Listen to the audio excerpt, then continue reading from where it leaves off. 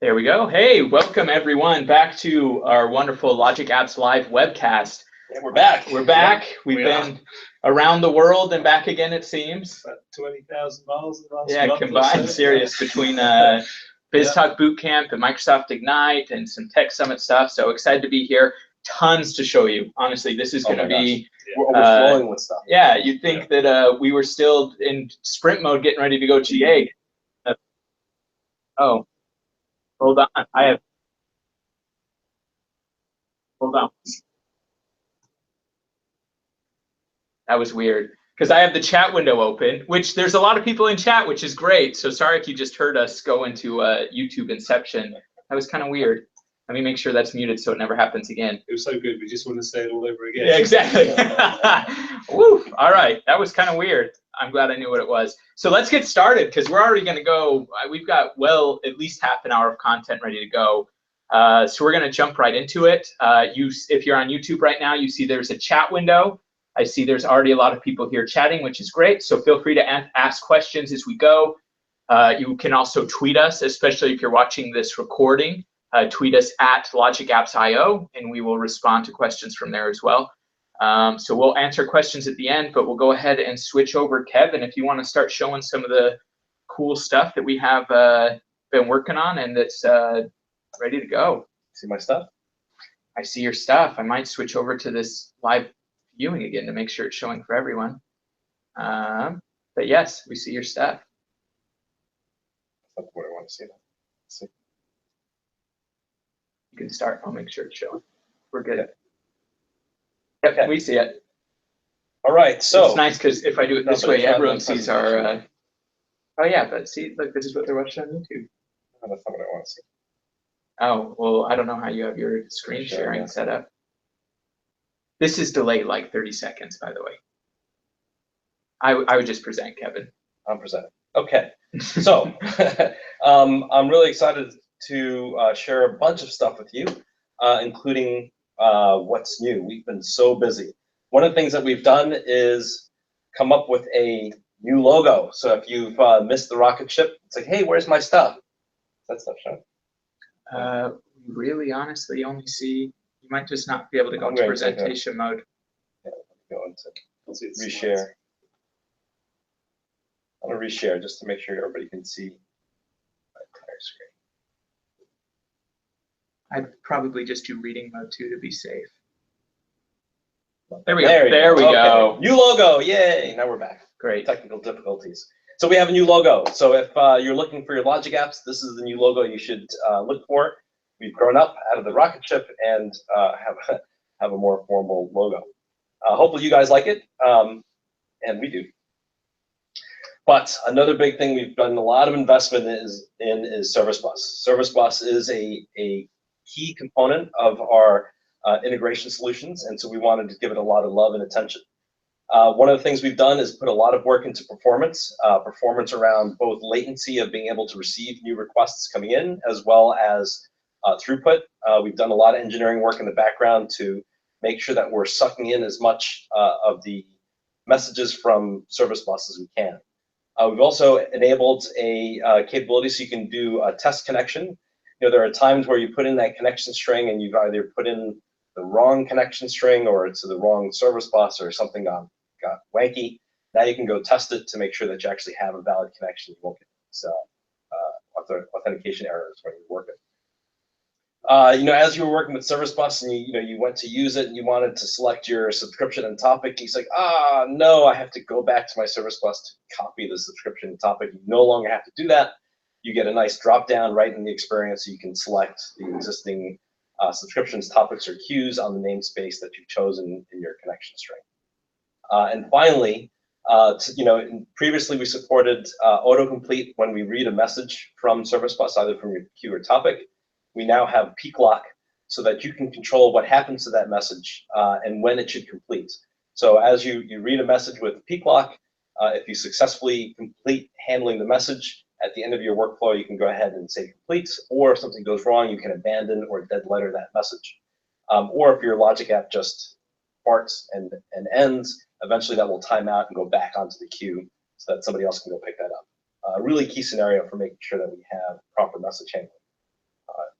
service bus. Oh, and for this one, I see Nick's watching. This one's actually for Nick. Yes. Especially for those who use service bus, encode, decode base64 now supports objects. So if for those of you who had particularly fun with service bus and trying to send a JSON object to service bus, you had to go into code view and string, modify JSON, XML, all this stuff to get it to send to service bus. Now you can just pass an object as your at body, for example, and it's an object, we'll just handle it and it's okay. You don't have to go and go to code view to do that. But just in general, encode and decode base64 supports objects. You no longer have to stringify it to get it to encode, decode. Yay! Yay! Designer, we've done a lot of work in Designer. If you go ahead and start playing with the Designer today, you'll notice a few things. One, it's really snappy. We've done a bunch of work to go ahead and improve the responsiveness of creating actions in your Designer, as well as the monitoring view. You should start coming up a little faster as well. Mm-hmm. We've done an improved look, so we've done some work to kind of prettify the experience. So you now see different tones and colors in the Logic app, and we fixed some fonts and some white spacing. So there's a lot of nice work that's gone on there. Is that, whose dinging is that, by the way? Where is it coming from? That's weird. It sounds like it's coming from the microphone, but all my stuff is muted. Anyway, it's fine. But it's quiet hours. Very weird. I am too. Anyway, sorry about the dinging, wherever it's coming from. But yeah, super excited. The new look is awesome. The connectors look slick. The new token experience is very cool too. We'll show that too. Searching, I was helping someone, they had a question. They were using Salesforce the other day, and they wanted to see it walk through.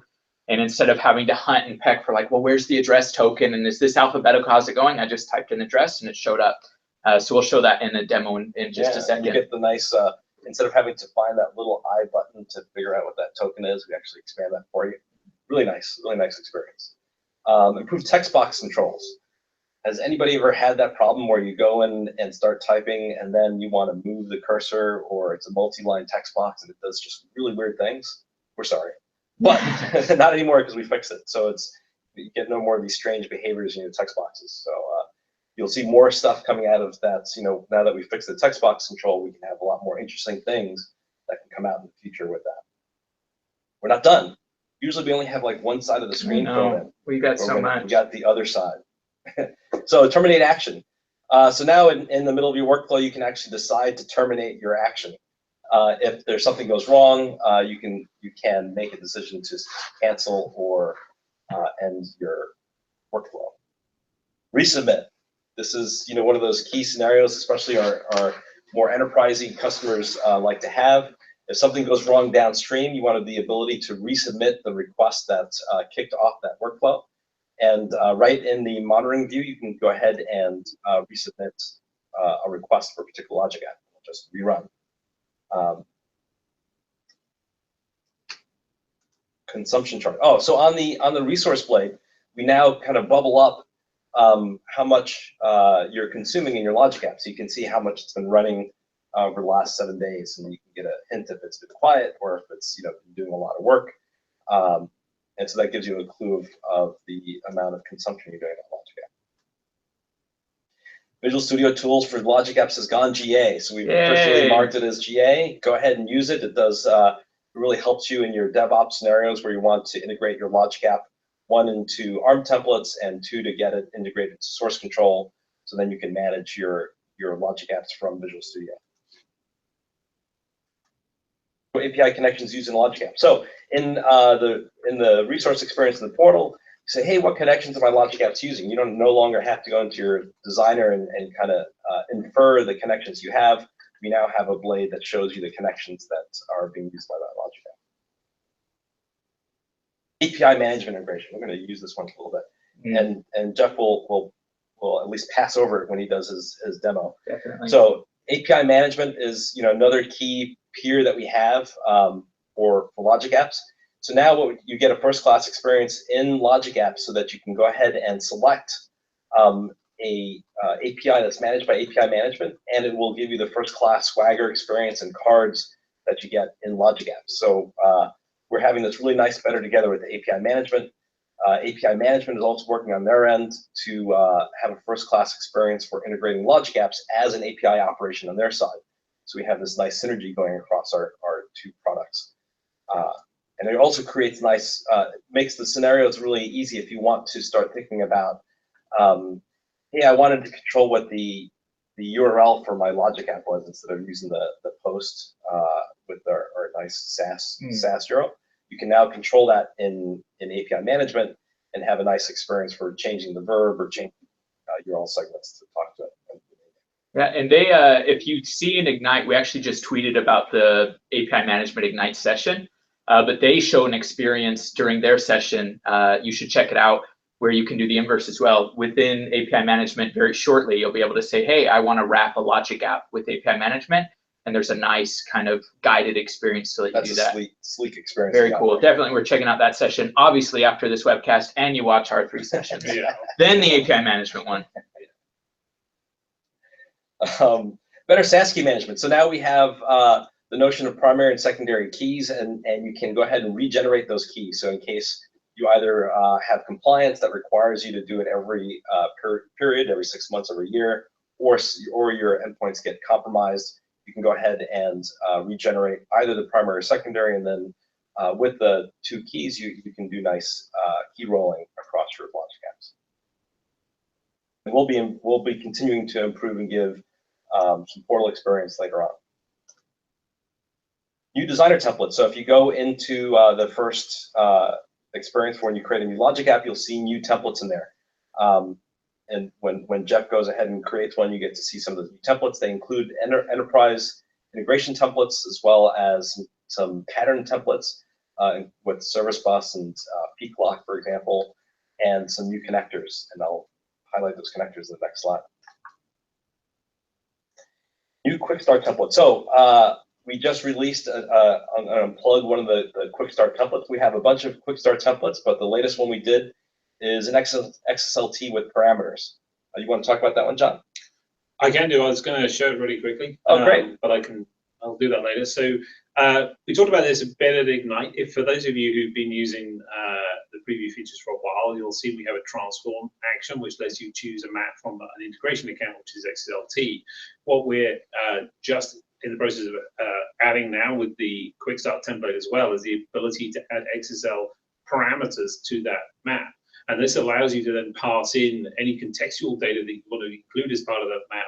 So, you know, example, things from previous actions that have executed. So you can now pass things in rather than just operating on a single piece of data. You can pass in additional pieces of data from other actions that preceded that action, that transform, and add that to the map as well. Yeah, it's really useful. So even things like, you know, taking stuff from other services or actions that you called in advance of that, you can now push all of this stuff into a map and use all of the data available to a logic app easily as part of the map. And the way that works is as soon as you add the parameters to the map and upload it to your integration account, when the card renders, and I will show this in a bit, but when the card renders in the designer, it actually shows you each one of the parameters that you specify in the map as well. So it's just, you know, super simple experience. Is familiar, if you're already familiar with logic apps, and then just pick the different data items that you want to pass in as those parameters on that card. That's really cool. Yeah. Next, we're not done. New SAS connectors. I'm just going to throw them all out right up in your face. This just shows you, you know, we missed, even though we kind of missed our last session because we've been on the road. You know, we have about 10 or so connectors. Yeah, there's one here that's not even on this list. We've got a ton coming too. And so we're pumping out these connectors. You know, and a couple ones that I want to highlight. Azure Machine Learning. You know, we love those guys. It really creates a nice experience for you being able to you know, not be an integration monkey and be an integration hero. Take that data and, you know, make something out of it. Common data model. So the common data model is you know, out of Dynamics 365 and Power Apps, you get to have a nice kind of simple database schema and entities that you get to use in logic apps, and it creates a nice better together story with Power Apps. So you can have a Power App that updates data in your common data model, and then you can suck that in or push data back into those entities in the common data model. Dynamics AX, that's been a big ask, and that's not out there. and PagerDuty. That's a pretty fresh one. But the one that's not on this list, that stuff that's happening so fast, is cognitive services. Yeah. That just got out today, I think. That's right. It's rolled out. I think it's about half regions now, and the last half is going. So what are the operations you can do with the new cognitive services? You can, the one that's out right now is you can detect the sentiment of some text. So is this happy or sad? You can pull out any key phrases from text, so you can figure out what's the topics that this text is talking about, or detect language. So, you can throw it a bunch of text and it will say, hey, this article is about these 10 things and the sentiment is 75%, which means it's like moderately happy. So pretty cool stuff. Make some fun demos out of it as well. So now we're going to switch over to some demos. First, we'll go over to Jeff, and Jeff will go and show, kind of give you a peruse of the new things that have been coming up. Let's do it. So now I get to switch back here and share my screen. Yeah, I'll go ahead and just share the entire screen, and I can tell that it's working because I see screen inception, which is always good. So we're coming here to a blank designer, and I just want to highlight some of the stuff we've been talking about quickly. So if I come in here to this logic app, we're just going to do a request trigger because it's simple enough to do. And we're going to poke this a little bit later. And let's go ahead and say add an action. Now, the one that I'm really excited about that I want to show is in this drop-down now. There's Show API Management APIs in my subscription. And if you go ahead and click that, it's going to look at your subscription, locate all the instances of API management you have, and you can really easily just navigate in and grab one of your APIs. And now it's going to list all the operations automatically for you. Maybe I want to use this API, and here's all those properties from that API. So talking to API management, getting the Swagger for it, it's all very easy in a number of clicks. If you haven't used API management before, you really should. My saying is always, if you have an API that someone else is using, whether it's developers in your business or developers outside of your business, you really should wrap it with API management. It gives you a lot of free things, or I guess stuff out of the box. Obviously, it's not free. Okay, so let's go ahead and add another action, and let's show you some of the new connectors we have, and it will also highlight the new token experience. So here's the Cognitive Services Text Analytics connector. This is live in about half of regions right now. If you want to try it out, I know North Central US has it. I know Brazil South has it. There's a few others. It will be completely rolled out globally by the end of the week. But here we have the new experience. The look and feel of the designer, you can see kind of the branding's a little bit nicer, but we also have this add dynamic content, which is beautiful because now when I add tokens, it's very simple to see all my tokens. I don't have to hunt and peck. I can say, hey, I want to know the city. I type in city and it's going to select all those tokens, and I can just drop that in very easily with these beautiful new tokens. I can continue to add more tokens as I need, or dynamic content, I guess, which is a great tool for you. And then finally, the one I want to show now, which is going to be going out hopefully next week. If not next week, it'll be the week after. But this is a connector that we have just finished rolling out into testing, and it's going to be deployed, like I said, very soon. And it is Azure Document DB, which we're really excited about. This is a really slick connector too. So I'm going to go ahead and create a document in Azure Document DB. And let's go ahead, and what's nice here is I can browse all the databases I have for Document DB. So it's really easy to select the collection that you care about. I can go ahead and author my document. So I'm going to say this is ID is live and score is, I don't know, we'll give this a score here.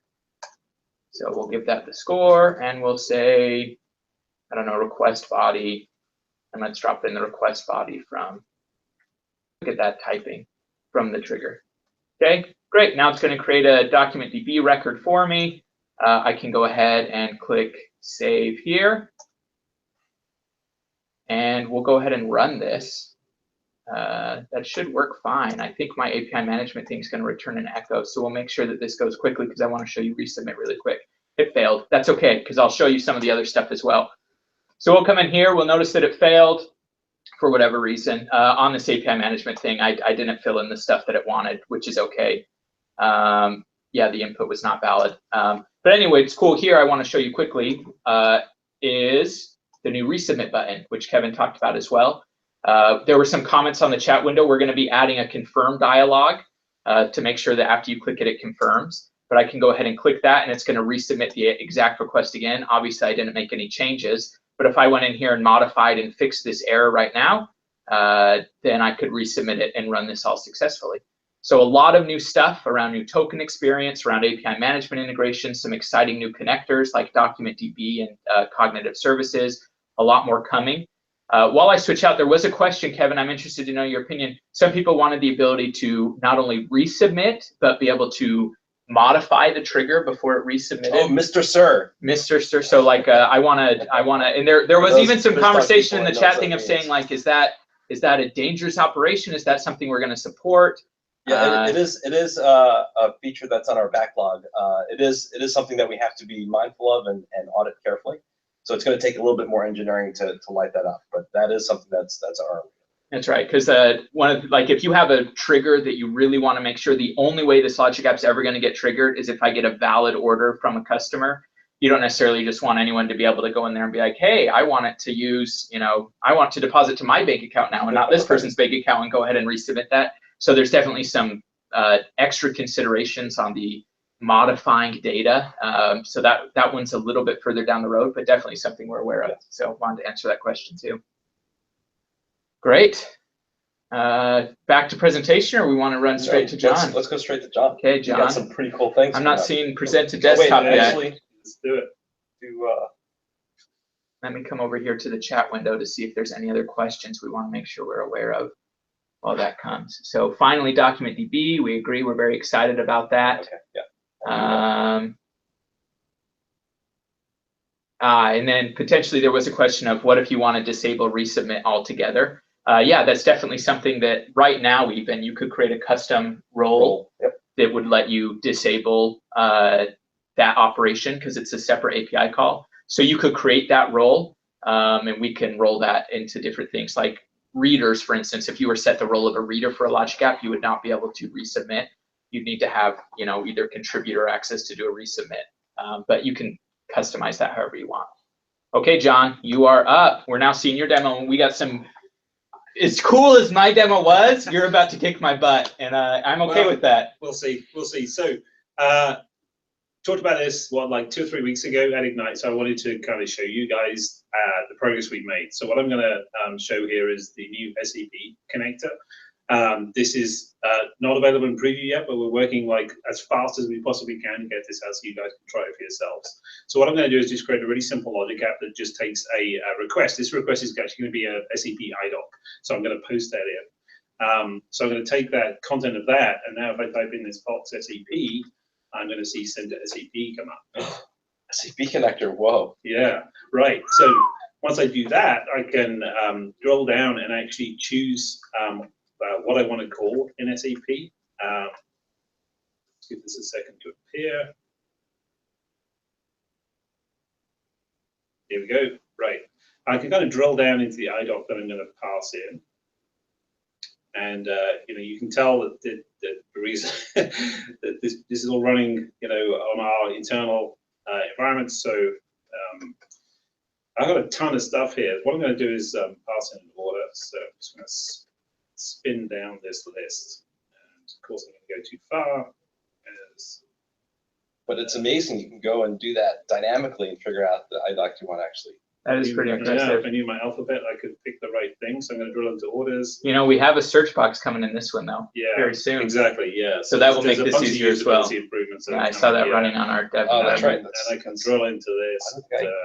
I'm going to choose this 620, and I'm going to do a send. So with that done, you can see here's some of the features that Kevin was just talking about. I have a new experience to be able to pick the body of the message I'm passing in. And then I'm going to get a response from SAP. Obviously, now I could use the cool file connector that is also coming soon that I showed at Ignite. I could create a file, append a file, list the file contents. But for this, I'm just going to send this to blob. So if I just put in blob, I'm going to create a new blob item, and I'm going to pick the folder for that. Just change to the right connection. Again, I use a similar picker experience to just we're making some improvements to. I'm going to put this in this orders folder. and give it a name. I'm just going to give it a name of UTC now, which is the date right now. So that's actually the file name. And the blob content, using the picker, I'm just going to pick the body from SAP. And just while I'm there, just get rid of this. While I'm there, I'm going to just send a response back. So just scroll up a little bit, just send a response back. And I should be done. Right. Okay. You know what's really cool about this? You have just created an API. You've just exposed an SAP operation as an API in like, what, 30 seconds? Like, pretty much. If someone was to tell me, hey, I need you to expose an SAP operation for this project, I'd be like, okay, I need a month and a half, and I'm going to need a phone call with SAP support. And this is cool stuff. Yeah, we can fix that problem. Yeah. Mind-numbing. Yeah. So when I save this thing, I can now pass in that IDOC. So I'm just going to switch over to Postman. You can see here it is in all its glory, and I'm going to go through this line by line now. So this is why we need a little bit more time to kind of walk you through this XML document I'm passing in. I'm not really going to do that. It's like a bunch of stuff, and this is why we have all the cool XML features in Logic Apps to do the mapping and transformation and validation and all the rest of it. It's hard outside of Logic Apps. Exactly. So one thing I just forgot to do is I need to obviously grab the URL from my Logic App, and then I can just paste this in the top here and send this in. And it's going to take a second or so for me to get a response back. You see it says sending. That Logic App is going to execute. I could flip across and see what's going on the Logic App side and just refresh this thing. You see it's running. And with any luck. Well, yeah, it's a big old SAP machine sitting around. It is. Yeah. Thinking about it. We're fast, they're not. Yeah, it was faster than this earlier. That's interesting. Okay, just give it a second or so. Let's see what this thing does. It may be that I picked the wrong thing in that picker. If I pass in the wrong document, it's not going to work.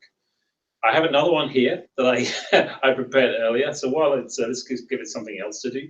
I can flip across to that one and run that instead, just to sort of show you this thing working, just in case I did get something wrong. This one's also sending. See the run history of this. You can see it did work 32 minutes ago. We can see when you start preparing your demo. Yeah, There it so goes. there we go. Right. So just as well I did that earlier. So I can just open this thing up and I can see the inputs and outputs in the monitoring view. So the other thing it should do though is it should write to blob storage. And if I refresh this, I should see the file. There it is that I created, and this is the output from SAP. So this is the result of me calling. Let me just recap what's happening here. So as Jeff said, I've essentially got an API to a Logic App. I'm posting into that API an IDOC. That Logic App is then going to call my SAP environment on premises using the on-premise data gateway. Is going to receive a response from executing that, and then give me the response back, and then I'm putting that in blob storage. I could put it in file using the file connectors coming soon, or send it to anywhere else. This is really common for EDI scenarios where I'm sending orders and invoices between my ERP systems on premises and using things like Edifact X12 to communicate with partners using the trading partner management features we've got. So we now have the ability really soon to go kind of end to end between your on-premise environments and enterprise ERP systems to trading partners. That is honestly so cool. I'm just going to take another 2 seconds because I mentioned another 2 seconds. So this is something Kevin called out. So we have this a better pipeline quick start template, and this is what it looks like when you deploy it. So you can go up to our GitHub quick start template site and just try this out. And we've made a couple of enhancements, but I'm just going to focus on one of those. That here I have the transform XML shape. So this lets me pick a map from an integration account. You see, I just have a couple of maps there. And now, you see that's going to be, I just pass in the content and get a response back, and then I can do something with the map. But if I look at the map in my integration account, you can see I've got this SAP order map. I can open that in Visual Studio and take this map, and I can do this. And I'm just doing this live, so let's just see if this works. I can add an XML parameter and give it a name of Logic Apps Live. And XSLT on the fly. XSLT on the fly. I know. I'm already going crazy now. And I just need to update this thing, and I can just pick the map that I just updated, and it should pop up in a second. Yeah, it's updated that. And Let's just quickly close this down to refresh it. What happens when I upload that map? It looks for the parameters at the time of uploading it to my integration account. And when I open it in my Logic app, it's then going to render that parameter that I added. This is take a second or so. It's going to create that card again with all the regular inputs, but it's also going to render the parameter that I just added in XLT. That's so cool. So here we go. So if I just scroll down, you can see here's my Logic app live parameter that I just added. That deserves applause. I hope there's digital applause. That's slick. This is cool stuff. Some of this stuff, this is the first time I see it demoed because we've got so much going on, and that in the SAP that's awesome. That's very cool. So obviously a lot of this stuff too, worth calling out, has come from feedback, either from stuff like the webcast, ideally user voice. That's a great place to track it. We've spent a lot of time this week with user voice. So hopefully you see from the pace that we're going, I mean, just because we went GA doesn't mean we slowed down at all. Nope. So I think we're even going faster. It feels like it, doesn't it? And even the next, like, the in progress stuff, I won't spoil it, but we've got a lot coming down the line. All right. Yes, we do have a lot coming down. We're at 30 minutes, and we've got, this is some of the cool stuff coming too. So here we go. Buckle up. Boom, improved folder and file selector. So just like you saw that experience in the demo where you saw that kind of side view and folder file picker, we're working on improving that so you can actually have a search experience and a nice kind of better inline experience for being able to select your folders. Message batching for all you enterprise guys out there. Yes, this will be a big one. So you know there are scenarios that people need to have many messages go into a single message and then have that message be the thing that's sent. One of the key drivers for that is EDI. So EDI requires some type of message batching, and we're getting that out for EDI and the Enterprise Integration Pack. But that has advantages for everybody else can come along and just use that message batching as well. Yep. So you can just answer the question. You can trigger batches time-based. You can do it by size-based. You can do it by count-based. I think those are the three. So you'll even be able to do a direct batch release as well. So yeah, like manual flush. Exactly. Yeah, so lots of ways to aggregate a bunch of data and then flush it through to other steps. So very cool. Very powerful. IP whitelisting. So now, for your access control on your HTTP endpoints, you want to be able to say, hey, I only want these guys to have these IPs to access my Logic app. And there's a couple advantages to this. Not only can you control access by which endpoints are going to access you, but you can also lock it down so that your Logic app can now only be called by another Logic app or API management. That's right. So those are great scenarios for being able to lock down your Logic apps and have that better security control. Yep, and this one, it's in progress, but it's already live from a resource point of view, and then we'll do the work to show it up in the portal now. So this one's in progress only for the next few days. Moving at the speed of cloud. Yeah, that's right. Static IPs. So we're getting a bunch of static IPs for Logic apps. So now if you have a Logic app calling into your service or endpoint, you can control. You can put whitelisting on your network endpoint so that you can only allow Logic apps to come in through your VNets. Yep, and that's another one that's coming this month. All these things are coming this month. Yeah, Session state. We're gonna have to do another webcast in a week just to keep from having 4 slides next time. Session state. This has been a long ask. This will solve a lot of the variable scenario that people want in their Logic apps. But we're looking at enabling different click stops or levels of session states. You can have instance sessions, session state, definition session state, and global session state. So this will be coming. They'll be really exciting. There are a bunch of scenarios that will light up and patterns that will light up once we enable session state. So yeah, just to give a clarification too, if you're not sure what we mean by session state. So it's common for someone to say like, hey, maybe I'm doing like a for loop, but I want to have a counter. Like I want to be incrementing some value every time that this action performs. And right now it's possible, but you kind of got to use Azure Blob or SQL or some other external state. We're going to provide a way for you first class, as Kevin said, whether it's just for that run or across multiple runs, potentially across multiple workflows, to be able to say, hey, go update this value, add one to it, and then read that value in other steps. So really cool functionality that will come as a result of having that accessible and writable state. I hear that virtual applause. I know. There's actually been a lot of virtual applause. I don't know what the emoji is, but Oh, they sorry. figured it out. Oh, I guess there's a little smiley Hand clap. face here that tells you. But yeah, there's been lots of hand claps. Throttling. So, you know, before when we were on the other plans, we had kind of built-in throttling. We constrained what you could do. Now with our consumption mode, you can do as much as you want. You can consume as much as you want and party on logic apps. And so you can go unbounded and not limited. But sometimes that surprises some people, or they want to kind of have better control over how much work their logic app is doing. So we're introducing custom throttling, so you can turn on throttling yourself and control how much workload your logic app is doing. Party resolution. So this gets into the fun EDI scenarios. I'll let John talk about this one. Okay, yeah. So one of the things we make really easy is to be able to do some of the EDI workflows. And we talked about this before, but one of the things that we're now doing is like providing finer grained control over how some of the things work. So it's really easy to be able to receive an X12 document over AS2, for example, and we automatically figure out from the incoming message which partner you're using and match that to an agreement based on the incoming data. For the case of AS2, that would be the AS2 HTTP headers that come in on the request. In the case of X12, it's in the message itself, and we pull that out and do the resolution. Now, one of the things we're adding to that is to give explicit party or partner resolution capabilities so that you can actually decouple those two steps, because right now it's in the decode action for the protocol that you select, whether NFAC or X12 or AS2. So you'll be able to actually decouple that and have a prior step for party resolution and choose the partner you want to match to before you do the decode.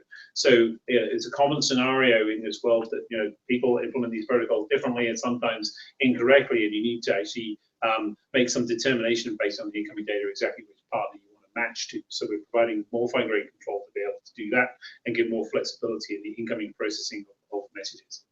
All the EDI dorks are clapping really loud, Yeah. and everybody else is like, what? And this is I heard party and I got excited. Yeah. What's the next one? Do you have? Yes, you got one more. Yeah, metadata. So this is related to metadata. So what do we mean by that? Well, we have this integration account concept that I just showed briefly earlier, where we have a set of containers in the integration account, things like partners, agreements, maps, schemas, certificates. One of the things that we've heard that, again, you know, moving as quickly as we can to enable is that people want to add their own configuration information to the artifacts in there. A common scenario is I want to add these partners, but I want to add contact information for the partners, phone numbers, addresses, whatever. So we've got this feature called metadata. It's actually in the API today, so that you can actually tag pretty rich your own JSON objects, you know, whatever you like in that, as associated metadata with those artifacts in the integration account. And what we're adding really soon is the ability to do dynamic lookup of those artifacts at runtime. Again, sort of related to the party resolution, so you can actually pull out a partner agreement, whatever, from the integration account using a lookup action, and you'll get the raw JSON template of that, including the metadata, and then, you know, using our rich language and capabilities, you can then pull out that configuration and make you know, logic determination processing steps based on the contents of that metadata. So, you know, powerful feature that just lets you, again, you know, similar to the capabilities you've heard of people wanting session state and things. This gives you a way of having static configuration associated with those integration account things. Look it up at runtime and then use that data as you need to.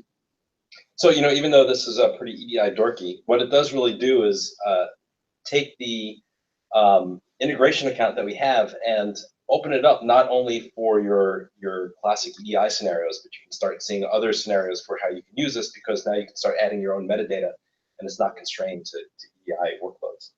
So, yep, be creative. And finally, tracking an OMS. So with this, you know, being driven by, you know, these complex EDI scenarios, all the messages coming in, we need kind of a bigger overview across these messages, and people want to look at, you know, more message-centric than logic app-centric. So yeah, tracking is a big area, and we're tackling this in a number of different ways. For those of you who missed it, there were some announcements to Ignite around being able to push tracking data from any Azure service to OMS, and including OMS in the Azure portal as well. So we're building on top of all this great stuff, and one of the ways we're building on top of it in the near term for B2B workloads is taking those protocols, which can be complex in terms of the interactions. When you receive a message, you need to send an acknowledgement back. That acknowledgement may be asynchronous, which means you may have two logic apps actually participating in that overall transaction between the trading partner. And how do you take all that kind of raw tracking data and connect it all together to figure out whether that business process, the receipt of those invoices or orders, actually succeeded? So we're building a OMS solution, which will just appear in the gallery along with all the others, that will take the logic apps data that we emit, including all the rich EDI tracking data, along with everything else, all the other actions in the logic app, make sense of all of that, and then show you views of all of your trading partners and across the protocols, so that you quickly and easily identify whether everything's running as it should, whether you have issues, and then being able to drill into those and quickly find the problems and fix them. And that's all kind of a part of operations management suite, providing a first-class experience for dealing with these enterprise B2B workloads and logic apps. And we'll see more and more enhancements to that kind of view of the cross logic app management experience with OMS. This is just the first part will light up, but now you can start seeing these cross logic app scenarios. Yeah, for sure. And it brings up another item too. We didn't fit in our shipped, but now if you go into the diagnostics settings for your logic app, you can send to log analytics. Logic apps integrates very nicely with the new Azure Monitor service. It's one of their favorite services to use in all their demos too. So be sure to check out the Ignite announcements around Azure monitoring and the OMS log analytics, and Logic Apps plays perfectly with both of them right now. So we're checking out. Excellent. Wow. So this is a big webcast. We got the viewers are sticking with us, so we gotta give them some next steps. Okay, so what? Are you kidding me? Oh, there's some cool stuff here. We have a really nice set of connectors coming down the pipe. DocDB, this has been kind of the top ask we've had for a while. We decided just to go ahead and take our resources and go build this thing because it's so critical for so many scenarios. So DocDB. Cognitive Service actually belongs on the other list. But there are more coming. So like the picture one and some big news cognitive services are coming too. So yeah, not all the cognitive services. I think all of them except for the speech cognitive services though are coming very shortly. ARM. This is a cool one. This is going to be cool. So now you can take your Logic app and start interacting with the Azure Resource Manager APIs, and you can start doing deployment templates or accessing resource information right from your Logic app. Really great for DevOps scenarios. Power BI. This one's fun. This is great. Yeah, so if you've noticed, if you follow Power BI, they have new functionality now called a streaming data set, which is similar. You can stream data to Power BI before through like Stream Analytics, which has always been one of my favorite things. But now that they have this streaming data set concept, there's a connector coming. We're testing it right now, so it's coming very soon. Which lets you publish directly to a Power BI dashboard from a Logic app. That's right, you don't have to do that. So you can just start updating dashboards real time with simple clicks as fast as we did SAP, start updating a dashboard row. And it's cool too. It does the same thing that the XSLT does, where it says, hey, here's the different columns and give me the value for all the columns. So that's one that we're excited to see coming too. Soap. Oh man, ooh. How much is I like need to go home after this and take a nap. Like it really is. I do that every day anyway, but now I have an excuse. Soap will really light up some great scenarios. I mean, we now that we have better integration with API management, and they're have great SOAP to SOAP experience, and they're working on SOAP to REST. But to have a first-class SOAP action within Logic apps will light up a lot of scenarios and services, accessibility to services out there that are SOAP-based. The file connector, file system connector. Now you can access files on-prem. Just go to your C drive and go access it. So if it's a network share, we can go get it. And then finally the SAP. So SAP was what John showed. So connecting and being able to do iDocs and all that fun stuff with SAP. Now I think that's it. Yes, wow. But so we're as always we're busy on the road. So we have these Microsoft Tech Summits that are publicly accessible and free, and they're going around the world. Jeff just came back from Taipei. Yeah. Next week I'm going to Toronto. And then, so go to this website, and there's probably one that's in your city. There are large ones and small ones. So at the large ones, we will be presenting our integration story, including logic apps and API management at these tech summits. What's the next one? Chicago? Next one is yours. Yeah, after Toronto. Oh, after Toronto? Oh, Mexico City. That's right. Yeah, Mexico. and then early next year, Chicago. Yeah. Right. There's a bunch of them. I mean, check out the website. If it's not close to where you're living, then I'd be surprised because there's a ton of these. I think we're attending all the big ones, as Kevin mentioned, and be great if you guys want to stop by and say hello and talk about integration. Yeah. I was surprised at Ignite. People came up to me and said, "Yeah, I remember you from the webcast. You're, yeah, looks scary." famous. Okay, so here's our reach out links. As always, we love to hear what you have to say. So vote for features, and we're pretty good about now. We have our updates link here. Oh, I got updates. So there every about 2 weeks.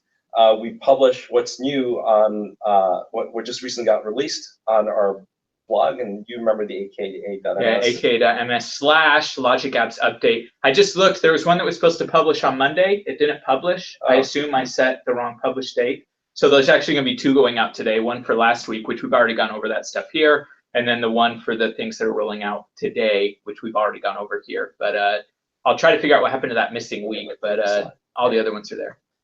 I gotta go. Okay, so come reach out to us. Thanks. Great. Okay.